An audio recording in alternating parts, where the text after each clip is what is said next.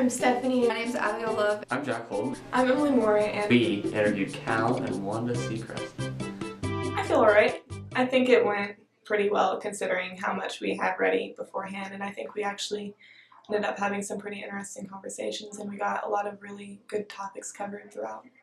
Honestly, going into it, like the day of, I felt super unprepared, and I thought it was going to go horribly. I thought it was going to be super awkward and we were going to have any questions and end up with like 5 minutes of footage.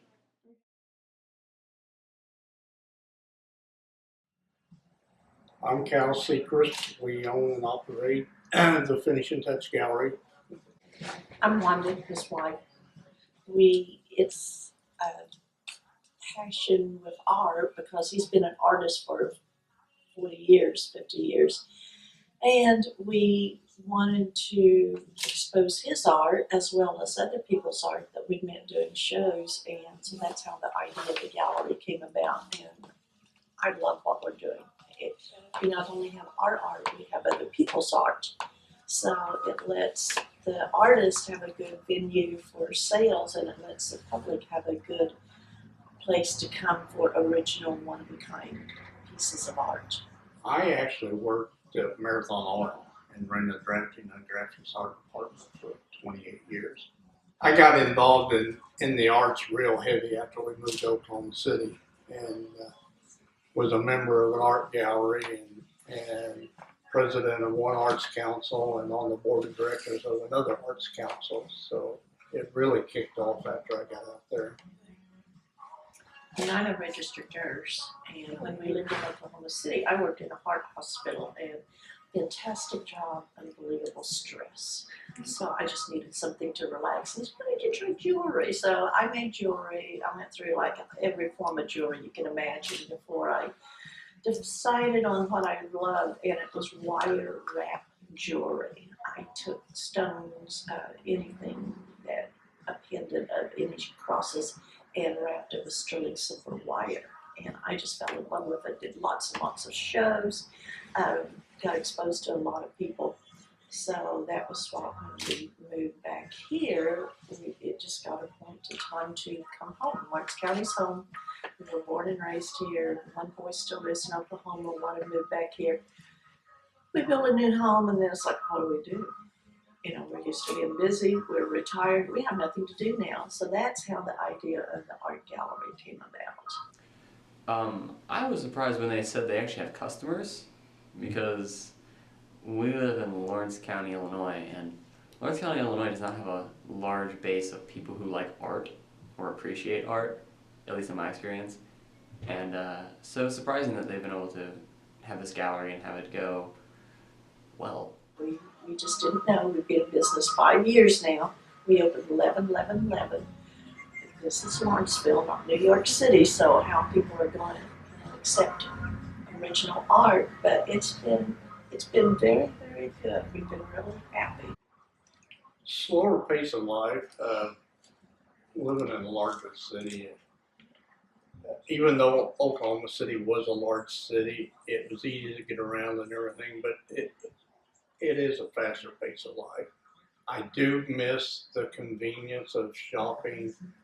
Like if I wanted a paintbrush or a canvas or something, within 15, 20 minutes out there, I could be in the store, buy it, and be on my way home. That is an inconvenience back here. You either have to go to Evansville or get on the internet and order it. We have several friends back here also that, and family that, you know, they say you never can go home, but you can. I mean, And you adjust. you do. You deal with what is available.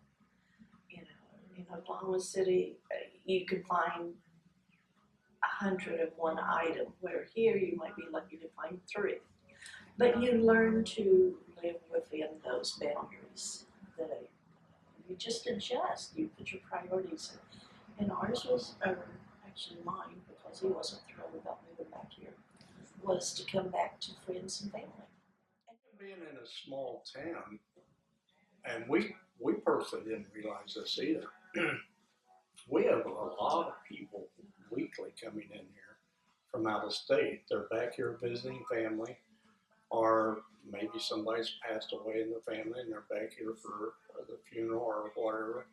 But she has sold her jewelry now probably about every state in the nation.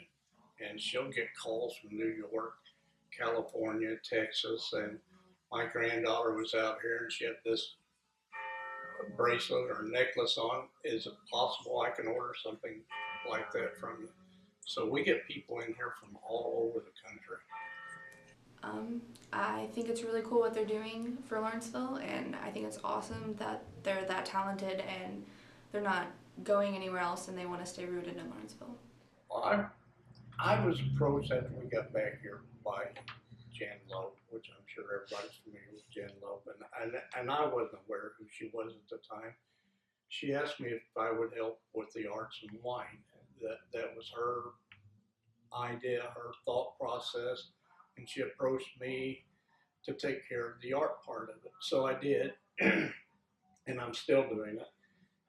And I got involved and got asked to join the Downtown Revitalization Group, and we built the new sidewalks. We've bought the light post and the flower pots and the benches, and you will see me during the month along with other board members out watering flowers. We've got a golf cart with a tank on it. So I have got involved in community activities and got to know some of the people here in Lawrence County that make things happen behind the scene, and I do enjoy that. When we first moved back here, she would do shows with her jewelry, and we'd do shows in Mount Vernon, Clinton, Illinois, Decatur. We did the Cover Bridge Festival 2 years, and we still enjoy going out, even though we're not doing outdoor shows anymore. We still go to those venues to see what other people are doing, and if I run across somebody, I think, man, they're doing some neat things, unusual, and I invite them. Like we've got a woman from down in Indiana that we've met that does pottery. We've got pottery from Rockville, Indiana that we've met. We've met a blacksmith from up in Indiana that we handle his work. And so we continue going to those venues and then local shows also. Well, we really support the Historical Society, and when you visit it, you really can find a lot of hidden treasures. I mean, we don't go looking for hidden treasures, but you just go over there and you realize, what Lawrence County has had a very rich history with the oil and the agriculture and everything. And I think along that line too, we have become more aware. There are some very, very talented people here locally that we are surprised.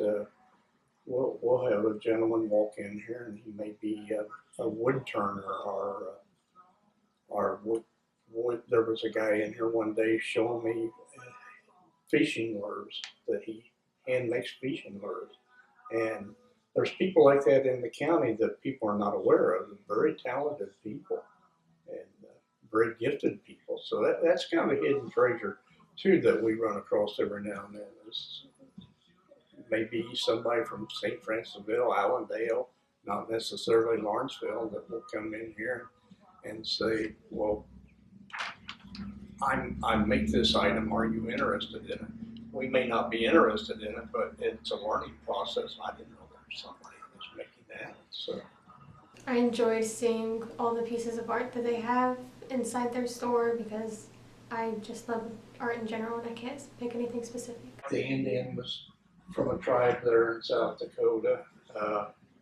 The girl back here in the bathtub, she's from Nebraska. She's a school teacher.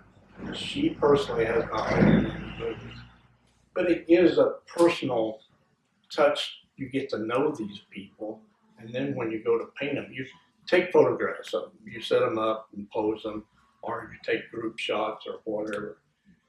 And it gives it more of a personal touch when you're sitting there painting at 2 o'clock in the morning.